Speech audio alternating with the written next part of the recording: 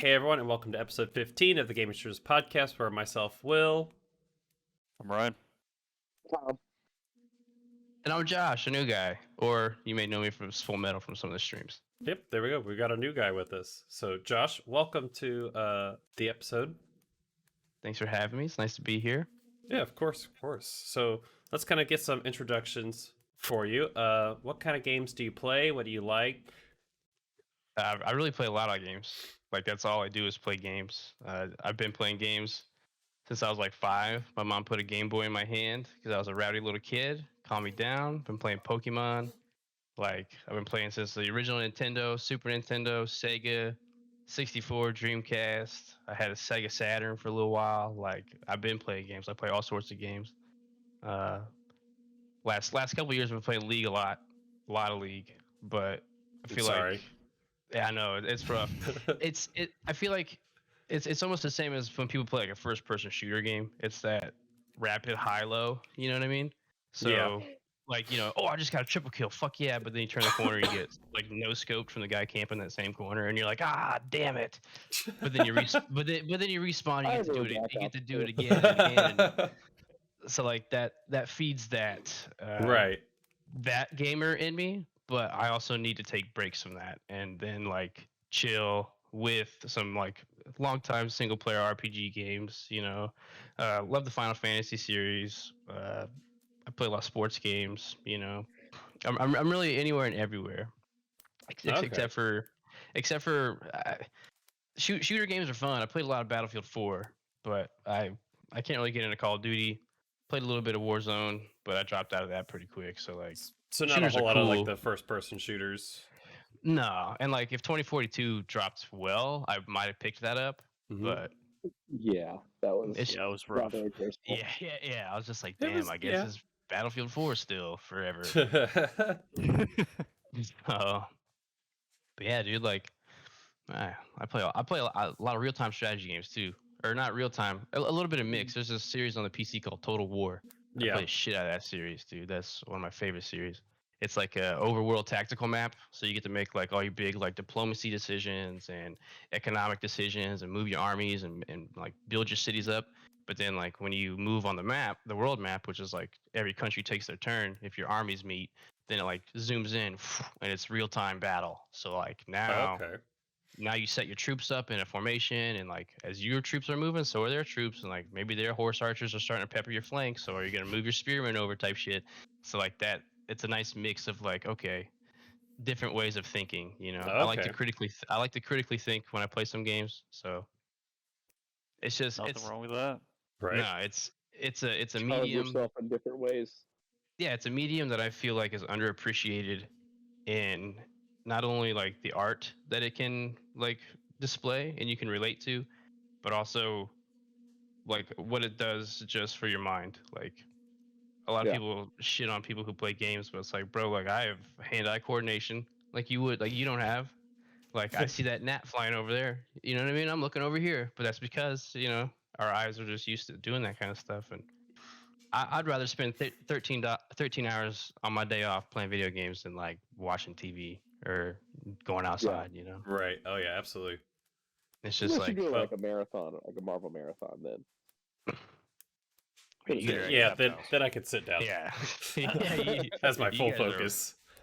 I don't know how big of are you a big Marvel fan at time or? Oh well, I'm not a very big comic guy or the games, but I love the MCU. It's a great franchise. Every single movie has been entertaining. Yeah, that's especially when they introduced Daredevil and the Suicide Squad. That was fantastic. Shut up. Ooh, wait, from Defenders? From the Netflix series? No. So, Suicide Squad is DC, and then Daredevil is Marvel. And on an earlier episode, Tom was talking about the Suicide Squad, but he then also started talking about a different Marvel movie. And next thing you know, Daredevil was in Suicide Squad. Okay. I was like, what? Because I've been seeing so much stuff about Charlie Cox, the guy who plays Daredevil in the Netflix series, supposed to be in like something, and it's just like, come on! I love that Daredevil series. That was really, really well done. Their entire Netflix stuff was good. Have you seen the That's latest a show Spider-Man? I need to check out. No, I've seen the Tom Holland's first 2. I still gotta watch the third one. Okay. You haven't seen the latest one? No, I haven't seen the latest one or like any of the Disney Plus stuff. See, that's how I know you work in a restaurant too. Heard. Yeah, heard. Old hickory hat. Yeah, because you said heard. I say it all the time too. Heard. Some things just never go away. Right. Bro, I'll be in the store like walking, turn, and like someone's in my way. I'll be like, coming up behind, and it's like, right behind, you know. And they're like, oh shit, a stranger talked to me. Oh God, like the ingredients on this granola bar box. Oh Jesus, communication stuff. Oh, God. Why does that guy keep saying corner every time he turns into a new aisle? Swear to God.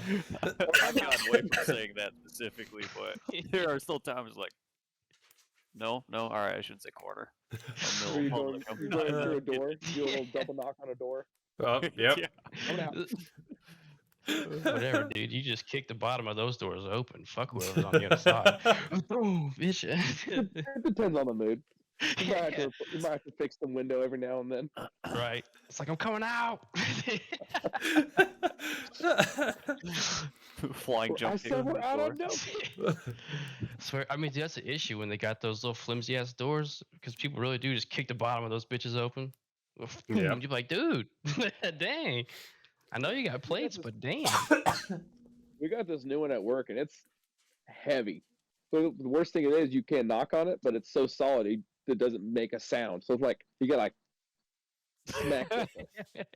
Because it goes right into prep, so it's like you're gonna hit someone probably. Yeah. So you gotta let them know you're there.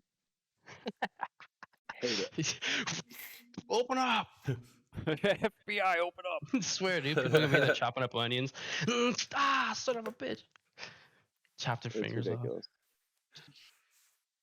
Well, speaking of gaming and gaming news, we had one big deal this week, which was the Square Enix deal to Embracer Group, which included a lot of their titles, including like Tomb Raider, we've got Deus Ex, Thief, Marvel's Avengers, Marvel's Guardians of the Galaxy. What are your guys' thoughts on all of that? The old Legacy of Kain series? Yeah, what? So Deus Ex is in there? Mm-hmm. Deus Ex? Yeah. Oh, Deus Ex. Deus Ex. Deus Ex. Deus Ex. Gex? Gex the Gecko? Oh, how am I ever? Legacy of Kain? I mean, really, Legacy of Kain. but they haven't had that's nostalgia, you know? Yeah. Really, what happened was they bought Square Enix Montreal, which had those 3 studios. Mm-hmm. And then it was essentially just like their Western studios, because they wanted to invest into like future properties and this, like, not Bitcoin, but something like Bitcoin. But like the Bitcoin market is like crashing. So yeah. I mean, I kind of understand, but at the same time, it feels really 90s for like a Japanese developer publisher to sell off their Western titles for like other stuff. Like that just feels like not 2020 to me. Like, what's, to invest into Bitcoin or something from a company like Square Enix, because a lot of game publishers are trying to get in on the NFTs, and it's just like, are you stupid? I don't know. I get the sale because to me, these games do anything. It doesn't matter.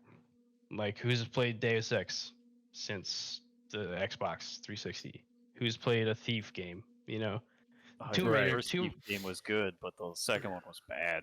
Yeah, they're good, but like, there's not a lot of critical commercial success. Like Tomb Raider games are good games, yeah, but they had to get rebooted, and then the third one sort of fell flat. And it's like, I don't think it's as big of a deal to the gaming community as the last few acquisitions have been. I think this is just Square Enix kind of consolidating and dumping essentially what is Square Enix Montreal, which had those 3 Crystal Dynamics, Eidos Montreal, and whatever underneath them. Mm-hmm.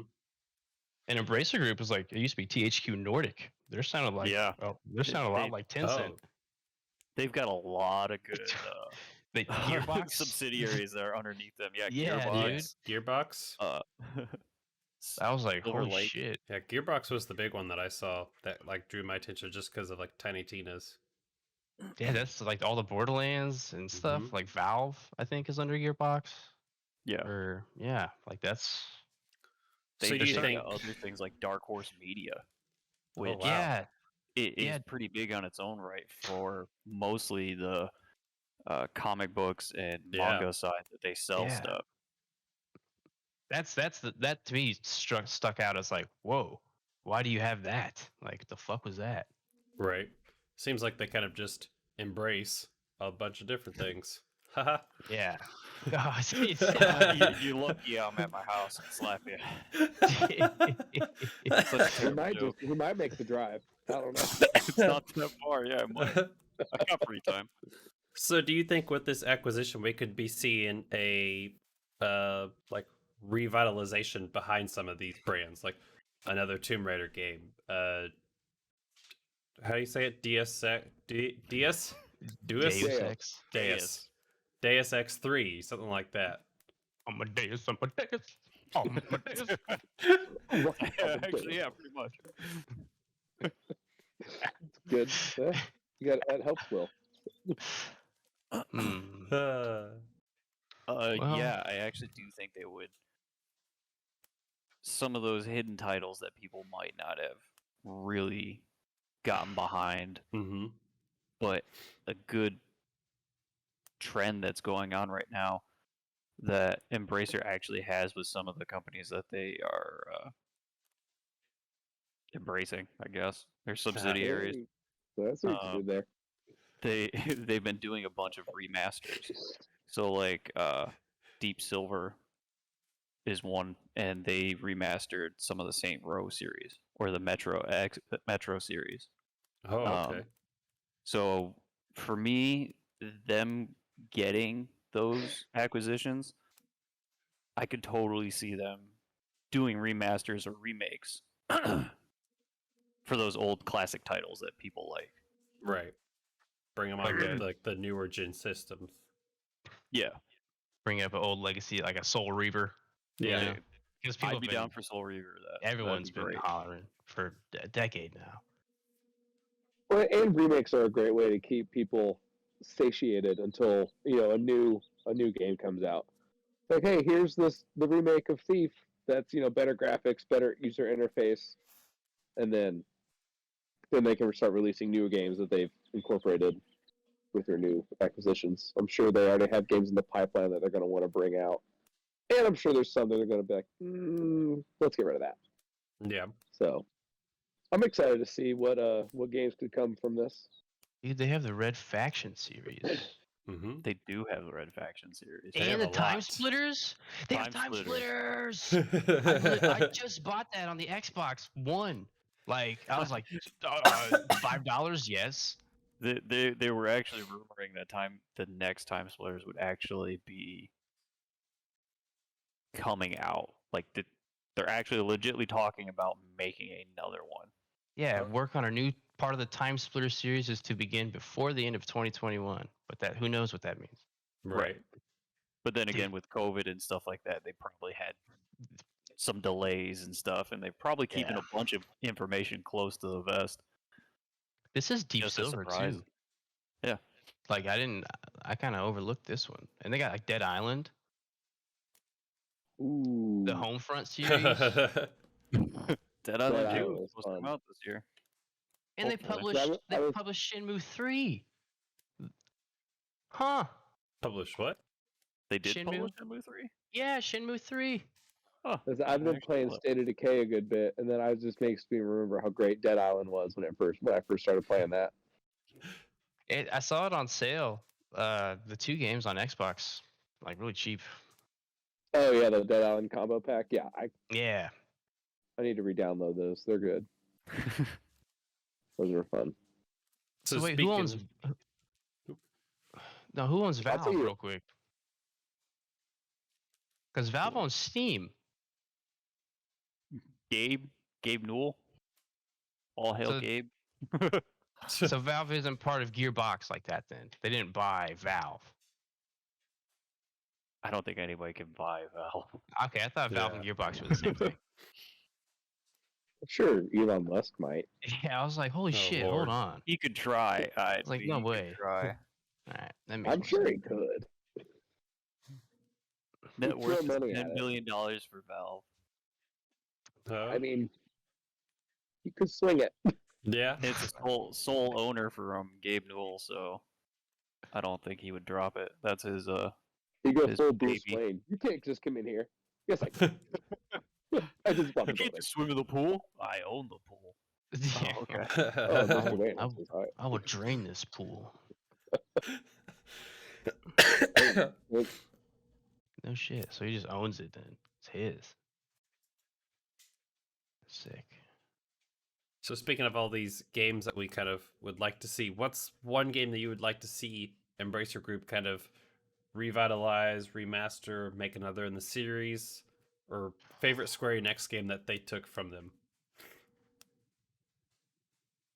I think my favorite's always been Tomb Raider, but honestly, that's the only one I really know. Mm-hmm. I mean, I never was really a Final Fantasy person, and I'm sure I would know a couple other ones if I really dug through their catalog, but I remember when they revitalized the Tomb Raider game, made it more of a realistic than the last couple games were more of a story of the young Lara Croft growing into the Tomb Raider, all that kind of stuff. Mm-hmm.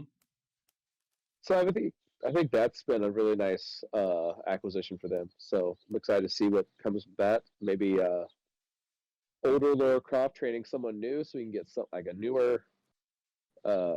So I think that's a franchise in general that has a lot to build from. I mean, Angelina Jolie did really well with those movies. I think it's one of those things you could bring her back as Lara Croft, and you could even have like her kids or like a niece or nephew, and she could like train them. I think it's a good potential, multi-faceted endeavor. Because as far as like Tomb Raider, it's always been Lara Croft, right? No one else? Yes. As far as I'm aware, yes. And I think it's a good way to revitalize the whole IP, as it were. Okay. Instead of changing her story to show the origins, like change the whole character, as far as like giving like Lara Croft like a closing with also the entrance of somebody new. Mm-hmm. I think a movie would be good for that, because I'm sure Angelina Jolie would love to do it. I mean, she seemed to really embrace the character when she did the movies. I always enjoyed them, but I mean, come on. I would even play that as a game, though. Right? Like a game that sounds good. First half of the game, you play as like Lara Croft's character almost. I think you do it kind of like a Uncharted game, where you have your main character, and then you have the older guy who's kind of talking to you from the side. So then you'd have the daughter or son following Lara Croft, and then Lara Croft be the older voice in the background saying, "Hey, don't do that." And you could have or you could even do it like an Arkham game, where every now and then you switch characters for storyline reasons. Oh, okay. There you go. That'd be pretty cool. I think the Arkham way of playing games is a very underutilized system. I really enjoy the way you switch back and forth from characters and stuff like that in those games. The battle is very simple, but sometimes that's what's best.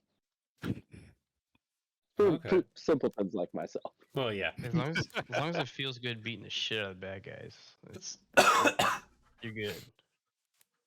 No, yeah, it's a very, very satisfying game to play. Yeah. I actually really like that idea. That'd be a really good Tomb Raider game. I'd play that. Yeah. Because each character would have different elements. Like Tomb Raider, Lara Croft would be all jumping around and doing acrobatic shit. The other person could be like, "Oh, I can crawl into this little hole. Look at this gameplay mechanic. Look, see, he's small, so he gets to go behind this wall, and then you appear up here and press a lever. Look at that.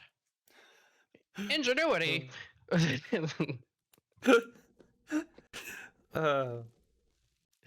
think the one game that really stuck out for me for the deal was the signing over of Marvel's Avengers and Marvel's Guardians of the Galaxy, where both of these games are kind of tied to a Marvel license. So even if Embracer Group wanted to do anything with these games, they have to get Marvel's approval on it. So with that, Square Enix makes God, I just had it. Kingdom Hearts. Don't they do Kingdom Hearts? Mm-hmm. They already had the deal with Disney, which Disney owns Marvel. Ooh. Right. So I feel like that would be just simple. Like they kind of already have that agreement. Like, yeah, all right, we're gonna keep working this way because we already have you as a partner on these titles. But Square Enix is keeping Kingdom Hearts. Right. I'm just saying it would be easier for them to try and already go through that process since they already knew that the head company, kind of like a trust thing, like we're giving you this, we did good with it so far, this other company, Embracer's, already got good ideas, plans for what they already have. We can trust you to properly handle this. Yeah. So we'll license you out at least for a year, kind of free, see how it does kind of deal, and then go from there. But I feel like they would continue that relationship like they had with Square Enix. Okay, but continue it with Embracer? Yeah. Okay. Because ultimately that's what determines on pretty much the livelihood of these two games. Like, everyone's wondering about Guardians of the Galaxy getting a sequel.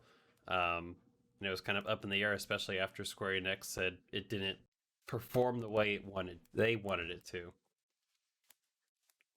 True, but Square Enix does tend to have their bars set pretty high with their idea of how things should handle and how things should work out, or how well they should do. Which it still did a great job. Oh yeah. But like I said, Square Enix does have that bar set pretty high. It's that Final Fantasy bar. It's the Eastern ideology. It's East versus West when it comes to games, man. For me, my favorite, I love the Final Fantasy series. Final Fantasy X was my favorite. And honestly, it's kind of weird because that's where I started. I didn't play all the originals. I started at 10. That's not a bad one. I started off on a really great title.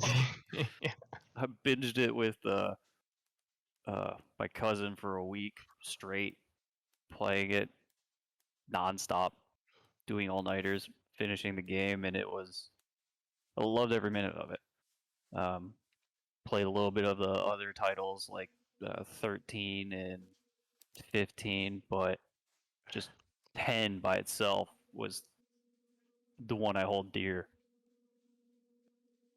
10's a really good one. 10 is up there with 7 and 6 on a lot of people's lists as like top Final Fantasy. And I just recently replayed it last year. I went through and replayed like 7 and 10 and 12, some of the older ones when I was like a teenager and didn't have like the mental capacity to sit down and play one of these games. And now I can play 3 in a year, so that's cool. But 10 was 10 after I beat 10, I really appreciated it afterwards. During it I was like, man, all right, let's go, come on, let's go. But then afterwards I was thinking back on it, and it's one of those games where it's like, in hindsight, it affected me more than as I was playing. I was like, damn, that was a good time. And like, oh, that song came on my Spotify. I was like, oh man, it took me right back.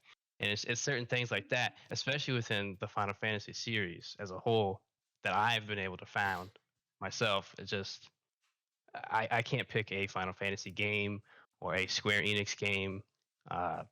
The acquisition games, I played a little bit of Deus Ex. It'd be cool to see that come back as like let's AAA this. You know what I mean? Because that's the one I've seen a lot. Is like Deus Ex 3s. That's what a lot of people are talking about and asking for. Yeah, that one has the most potential, in my opinion, out of the ones here to like make a comeback. But as far as any of these games that I would like want to see, not necessarily. I'm happy with whatever Square Enix puts out most of the time. You give me the entire Final Fantasy library. I mean, you got Chrono Trigger in there, man. How you gonna say no to Chrono Trigger? Like that's there's just, they have a pantheon of all-time greats. So right, it's just hard to choose, man. the Saga series, Kingdom Hearts, the Mana series, like that's all in there. Like Dragon Hero, Dragon Quest. Too many to count, man. Ooh, I don't know if you guys ever played the Drakengard games, but those games were kind of fun. Like you ran around it was like you flew around a dragon, and then like fuck shit up, and then you could jump off the dragon and fuck shit up. That game was cool. I think we might have found somebody to challenge Ryan's library of games. Isn't that much of a series that I've gotten into. Like Final Fantasy was it mostly. Really love their titles, but there's also other games that came out through different developers that felt like they were Square Enix games for me. Do you find a lot of Western developers, or do you play like some Eastern developers? Mix, honestly. Yeah. Like I end up having a decent sized library of like THQ Nordic games and stuff. Like I was playing Elix yesterday. Okay, hell yeah. Yesterday, day before, whatever day it is.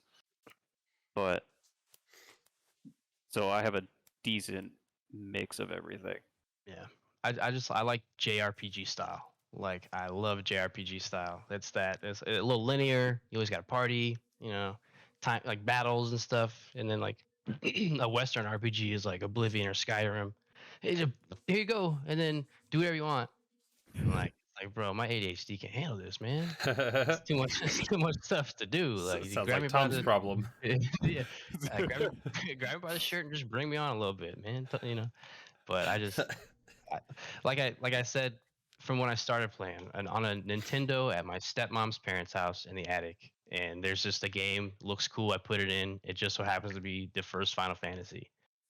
And her brother's got a file, and they're all cool big bad guys, and the sound's going, and the guys killing stuff, and like, boom, like from right there, dude, I was just hooked. And Square Enix holds such a place to me as a gamer. Like it just to talk about it it's emotional, man. It's hard. It's rough. Better not start crying, right? It's just I play games, man. That's what I do. So all this stuff that I'm talking about is memories, like good times for me. Having fun, being able to be not where I was at the time. That's nice little escapism. Yeah, it's like that's the biggest thing for me is like I'm not here, I am there. Cool, like right. And that's like it's my coping mechanism. Like I need it, That sounded terrible. That's fine. It's fine. We all have our own coping mechanism. Could be worse.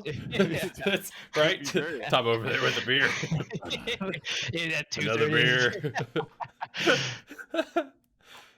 It's 5 o'clock somewhere. So speaking of games, like newer games, one of the big things that's coming out is Overwatch 2. Has anyone been able to check that out? I've only seen gameplay. I knew I would have somebody's attention on that one. Are we allowed to talk about Blizzard on here, or is that a thing? Yeah. We talking about? Oh my gosh, it is a joke. It's the gaming degenerates. We talk about anything and everything. Yeah, I was watching some playthroughs of the new Overwatch, and Roadhog really got buffed up. His hook's a lot. The hit radius is a lot wider. Okay. Which is good, because that's very hard. So is it like is it the same legend, or what are they, legends? There are some new ones. Okay. There are some new ones, and you still got your classes like Soldier, Roadhog's still there. Okay. Mercy, Moira. I guess Moira's not really a classic one, but you know what I mean. Because I remember when Overwatch came out, I know you played it a whole bunch, and you even got it for me to play. I was late to it. Yeah. Yeah, so I got to get on there and try to get a code for the beta, because I'm very interested in looking at it. Because, I mean, there's not a lot of games I enjoy playing on the PC, but that's definitely one of them. Okay. I was like, it looks good. It's one of those games that, like, it feels like I need 5 people to all log in at the same time to play. It'd be like playing solo queue in League if you did. I mean, honestly, you can get if you can get at least 2 other people. So if you get a team of 3, you're you're pretty much good to go. But yeah, if you're just going in there with just nobody, then because also they brought it down to a 5-person team, not 6. So and they kept the Ryan. You played a good amount of Overwatch, right? Oh yeah. So they have they still have to select your class thing, and then it's only 1 tank per team now. So that's why Roadhog and some of the other tanks got buffed up. That makes sense. Because it used to be 2. Yeah. So they actually started restricting playstyle numbers. A little bit, yeah. Okay. Yeah. Okay. So you couldn't just walk in there as tanks. Well, I mean, I'm hoping you still have your unrestricted modes for people who just want to go in and have fun and just meme around. But then you have your more restricted, because Overwatch does have a good competitive league with it as well. Mm-hmm. I mean, I was at work one day and saw it on ESPN. So yeah, the Owl League just got bought, didn't it? I think too, or purchased recently. I saw something about that. Yeah, I believe so. Yeah, Overwatch is a real fun game to play with friends because the games really don't last that long. Mm-hmm. Well, certain styles can last a little longer than others. But I mean, if you sweep the other team, your games are over in like a minute. Okay. So yeah. Less than 5. Oh shit. That was my biggest issue behind Overwatch, was just not having, like, being sure that you got the people to, like, log in with you to all play at the same time. That's why you never log on. That's definitely a game where you want to like coordinate with some friends. Yeah. Maybe we could. I mean, if we all ended up getting it, we could do a playthrough with them, or like you could stream it. We could all play with you, or one of y'all could stream it. I don't care. I'd be done with that. Yeah, I'm gonna get it anyway, so I might as well play with people. Okay, there we go. Boom. I'm playing Overwatch 2 then. I'll be a sniper. Leave me alone, right? I'll go. I'll do Ryan or Roadhog. I can tank. I'm DPS. I have no crowd control. Especially in Overwatch. Soldier's the easy one. I'll fill in whatever. Ryan's playing Phil. He's playing Phil. Shit. Got skills, dude. So I don't give a fuck. I'll do Phil. Where have you played any Overwatch? Who, me? No, Will. I played Overwatch with you. Okay, I know we played a couple times, and then after that it was a bit harder for me to play because just fighting people.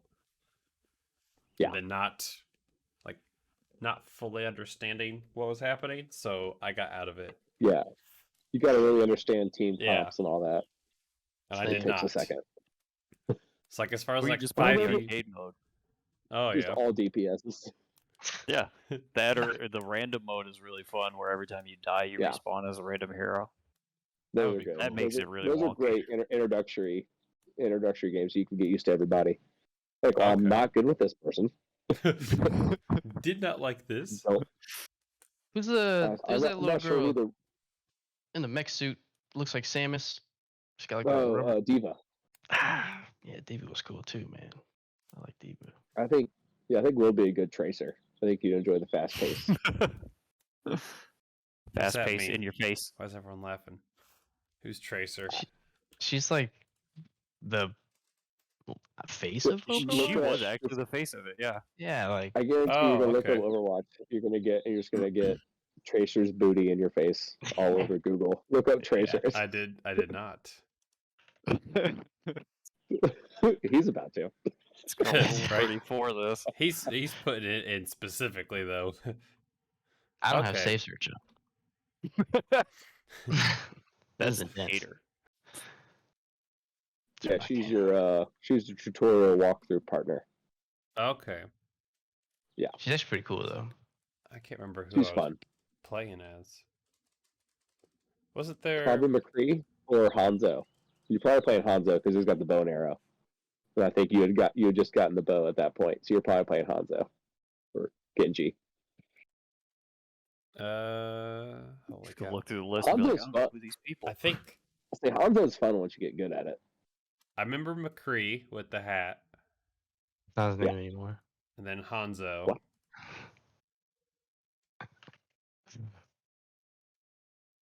Yeah, I was gonna say it was either one of those two, I think, because the rest don't seem as familiar.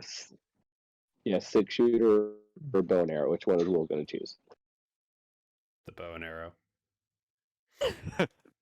Yeah, Good choice. Hanzo's fun. To get my Especially when you Hawkeye get, up. especially once you get the ult and you can shoot through walls. Who's the other ninja guy with the shurikens? Genji, Genji. Yeah, he was his cool too. brother. Yeah, that's what I thought. Just yeah. Hanzo, you guys know So who if he's named after, right? Hattori Hanzo. Yeah, the I would legendary imagine Iga. it. Yeah, the legendary Iga clan ninja from the Tokugawa shogunate, Hattori Hanzo. Also from Kill Bill. Oh yeah, sure, yeah. He managed to stay alive till the early 2000s and craft swords. Exactly. Oh wow, he looks cooler in Overwatch 2, Genji. Well, I mean, Most of them do have a nice and skin. everyone looks fancy. I was Yeah, watching some Muso today, and he had one of the new Roadhog skins. I was like, oh yeah, he had a great positive mental attitude. It was hooking him. He was doing his Roadhog gameplay. He hit his ult, and then someone hit him with a sleeper dart. I was like, Oh. Especially as a Roadhog, that's a very satisfying ult. That's why when you get put to sleep. It says that Night night. you can still play Overwatch 2 if you have Overwatch 1. It's like you can still play Overwatch 2 with Overwatch or whatever. Go. Current Overwatch players will battle side by side with Overwatch 2 players. They'll also be able to play Overwatch 2 heroes and maps. So it's like, what is Overwatch 2 going to bring to the table then that an update to Overwatch wouldn't have brought? Or continuing to update Overwatch wouldn't have brought? Like, is it do they need a whole like system overhaul from the ground up or something? Or like I said, I haven't really played it yet. I just watched a couple playthroughs, so I'm excited to get in there and try it out. See what updates they brought to it. See what maybe the HUD's different. Yeah, I know Roadhog got buffed up, but he's at 700 now. So he's a beefy boy. Yeah. This is like a patch though. You patch that, you know. I don't like the fact that you can still play Overwatch 2 if you have Overwatch 1 and you get to play the heroes in the maps. That's what's confusing to me. I think it's a story thing because I do believe they're adding a actual story campaign. Oh, nice. Where before Overwatch has a story, but it's kind of like just missions where you could do a dedicated story mission for this one area with these select people. Where I think in Overwatch 2 it's actually a full-blown story based on what happened previously in the Overwatch world. Yeah, because a lot of the Overwatch lore you have to get from like not actually playing. You know, like you read it or watch a YouTube video or something, and that'll tell you way more than. Yeah. Because again, that was part of it too. I was like, what are we doing? You know, like who are these people and why are we doing this? I don't understand. Like this is weird. I understand releasing a new game, but that's just weird. Because like people always talking about, oh, we just need a League 2, but it's like just update it. It'll just send out updates. See, for games like that or League, because it's so massive, they'd be silly to do a whole brand new game just because I don't know if a lot of people would buy it. I have the original. You got millions of people buying or already own the current game. Where what are you going to change in League 2 though? Right? You know, update the Rift or something. Yeah, we're going to add a couple more characters. A new map. Like, oh, sweet. Yeah, new map. They had too many new characters already. No, they got too many of that shit already. That is true. There are a lot of characters. 150 something, I think. Yeah, more than that now. They release like 3 a year. It's fucking ridiculous. I think that's Dota League has of Legends? You 120. pick over 150? Yeah. Yeah. There's heli champions, all 159 champions. Yeah. 59. Jesus. And then like there's 2 more coming out this year because they already released Zeri. So in a normal game, each team would ban a character. Mm-hmm. And let's say you didn't have any overlapping characters that you wanted to ban. You banned 10 people total. Yeah. So you have 149 characters to choose from. Yeah. Jeez. But 80 of those are garbage, 80 of those don't fit anywhere. Like, yeah. 80 of those are troll picks. If you pick that, who the fuck are you?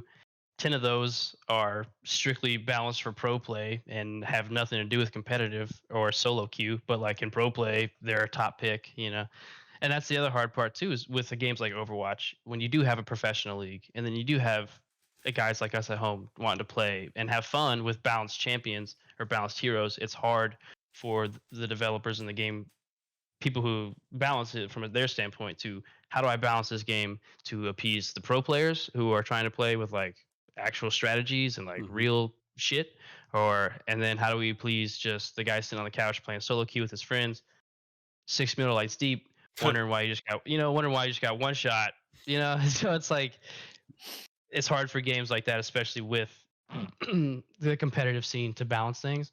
So I guess if Overwatch 2 could wrap some of that up, because I do remember a few Overwatch pro scenes where it was like, this is garbage, and like it almost killed Overwatch as like a scene because the strat was just so terrible. So I can see them tinkering with things like that and messing with things like that, making it better. So as far as the game goes, though, you don't think it was necessary to make like a whole new game for it rather than just kind of updates and patches? Not if you can play. What's the point of? I have Overwatch 1. Like what's the coolest map you're going to give me that's going to make me buy Overwatch 2? All my stuff carries over to Overwatch 2 anyway. So whether I switch or not, I'm not losing anything. So like, what are you going to give me in Overwatch 2 that's going to make me spend the $60? Like what are you bringing to the table that I can't? What's the free? I guess when they release it, what's the free to play content that you get, and then what's the pay to content? Like, what do you actually get free to play for having Overwatch 1, and then what do you actually have to pay Overwatch 2 to get to play? If what Ryan was saying, where they're going to have a story mode, possibly all that single player co-op content will be locked behind buying Overwatch 2, and then just PvP will be in Overwatch 1 for free. I can see them doing that. Oops. Because Overwatch, it's like a 5v5 battle, pretty much, right? Similar to like Valorant and other games. So you don't have to pay for those games. So really, what's the incentive behind paying for Overwatch? Yeah. Especially with the position Activision Blizzard's in. You're trying to release a game when you're at your all-time low, And the Overwatch League is also at its all-time low. I don't know. Does seem a little much, but then again, some people, hell, Blizzard might be desperate. Yeah. Maybe at least with this Microsoft IP. Now? Yeah. Yeah, it is. Yeah. Yeah. I mean, but it still doesn't look Microsoft good. Being like, hey, we want to do our own thing. Yeah. This is our Overwatch. Okay. It could. That's a good idea. Yeah. You know what I mean? I'm sure it's actually a lot of different stuff, but I think that might be why they're doing a second releasing, so to speak. Because, there are a lot of the same heroes. There are some new ones. There's some new maps. But I think that might be the whole reason Microsoft went forward with it, was because there is that loyal fan base when it first came out. And I think it's going to be a nice way for them to just kind of put their Microsoft stamp on what Blizzard, and Activision have done in the past and what they're going to continue to do forward. And just, seeing the support from Microsoft for the games that did do well and not just shutting them down altogether. So I feel like if they didn't come out with this, then the Overwatch fan base would have been just upset that Microsoft was more or less killing their baby, so to speak. Yeah. And so I think it's a nice way for Microsoft to sort of save face too with Blizzard's fans. Mm-hmm. So, but maybe they'll, and, who knows? Maybe it'll be $30 because Overwatch was almost always on sale for $30. Yeah. So I think they could start with that, and then who knows? But then again, they might not want to shoot themselves in the foot and start at $30 and not be able to make those easy holiday sales. True. I mean, holiday sales. it's a business at the end of the day. At the end of the day, it's a business. We're just the.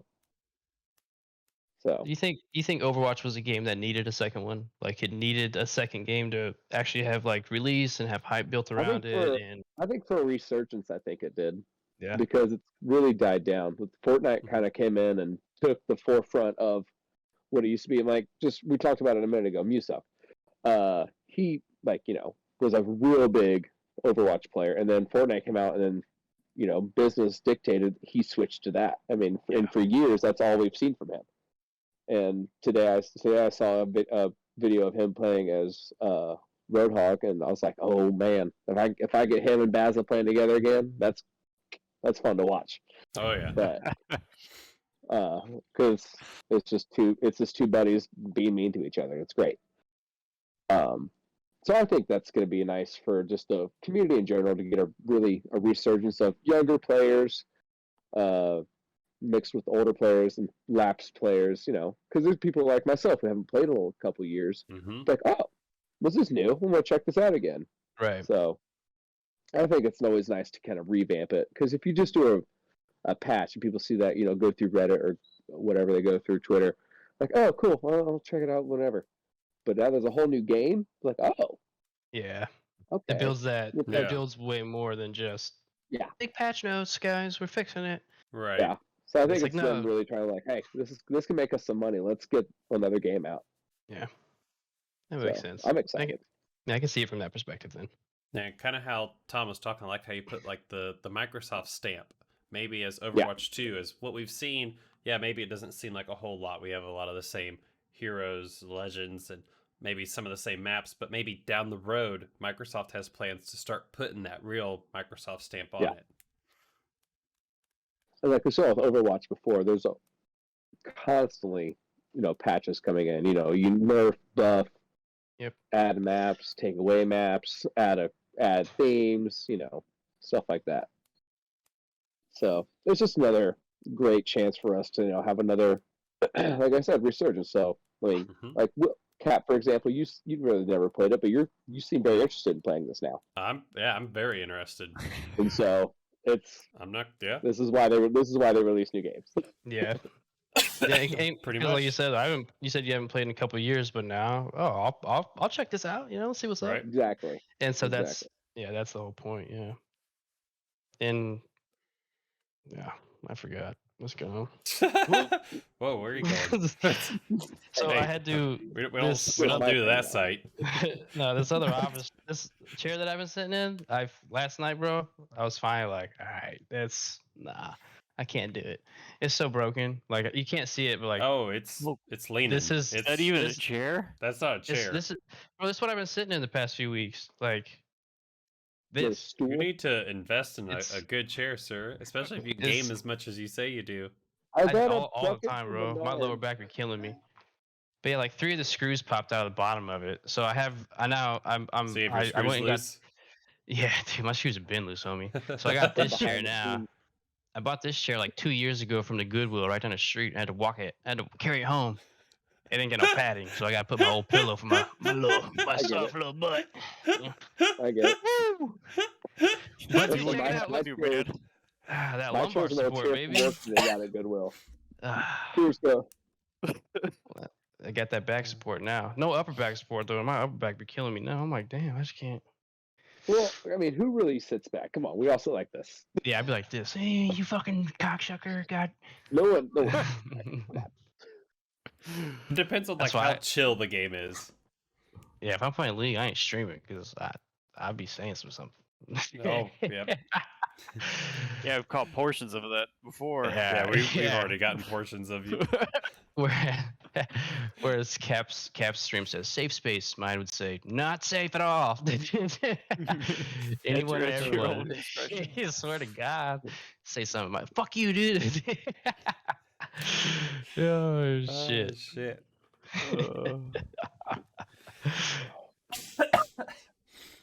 It's rough over here, homie. I think that's a good place to kind of wrap it up for the week. I think we've covered everything. Josh, once again, thank you for joining us on this adventure. Yeah, hope anytime. you enjoyed. Always an adventure. I'm chit chatty, so I don't know. We couldn't tell. You kept it reserved. Whatever, dude.